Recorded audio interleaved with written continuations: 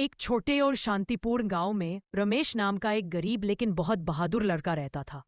उसके माता पिता खेती करते थे, लेकिन उनकी फसलें अक्सर सूखे और अकाल से खराब हो जाती थी। पूरे गांव में गरीबी का साया था और सभी लोग एक बेहतर जीवन के सपने देखते थे। रमेश के दिल में भी एक ही इच्छा थी, अपने गांव को खुशहाल बनाना। एक दिन रमेश जंगल में लकड़ी काटने गया। वह बहुत परेशान था क्योंकि उस दिन भी खेतों में पानी नहीं था और जंगल सूना सूना लग रहा था। चलते चलते उसकी नजर जमीन पर पड़ी। धूल और झाड़ियों के नीचे कुछ चमक रहा था। जब उसने उसे उठाया तो वह एक पुरानी और जंग लगी चाबी थी। रमेश ने सोचा कि यह कोई साधारण चाबी नहीं है। रमेश चाबी को लेकर वहां से आगे बढ़ा। तभी अचानक एक चमकदार दरवाजा उसके सामने प्रकट हुआ। उसने साहस जुटाकर उस दरवाजे को खोला और जैसे ही अंदर गया, उसकी आंखों के सामने एक अद्भुत रंगीन और चमकीली दुनिया थी। वहां पेड़ जैसे चॉकलेट से बने थे, हवा में मधुर संगीत था और सारे जीव काफी खुशहाल थे। वहां उस जगह की जानकारी उसने वहां रहने वाले एक बुद्धिमान उल्लू से पाई, जो उससे कहा कि यह सपनों की दुनिया है। उल्लू रमेश को समझाता है कि यह दरवाजा एक जादुई चाबी से ही खुलता है और ये दुनिया उन्हीं के लिए है जो सच्चे दिल से कुछ अच्छा करना चाहते हैं। इस सपनों की दुनिया में रमेश ने कई नए दोस्त बनाए।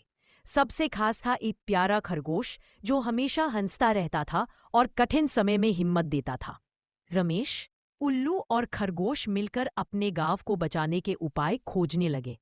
वे जंगल की गहराई में गए और एक गुप्त खजाना मिला जिसमें पौधों के जादुई बीज थे जो सूखे और निर्जन खेतों को फिर से हरा भरा कर सकते थे। इसके अलावा उन्होंने एक साफ और शुद्ध पेयजल स्रोत भी खोजा। लेकिन कहानी में मोड़ तब आया जब एक दुष्ट जादूगर ने इस जादुई चाबी को अपने कब्जे में लेने की योजना बनाई। उसे पता था कि चाबी शक्तिशाली है और इससे वह सारी दुनिया पर राज कर सकता है।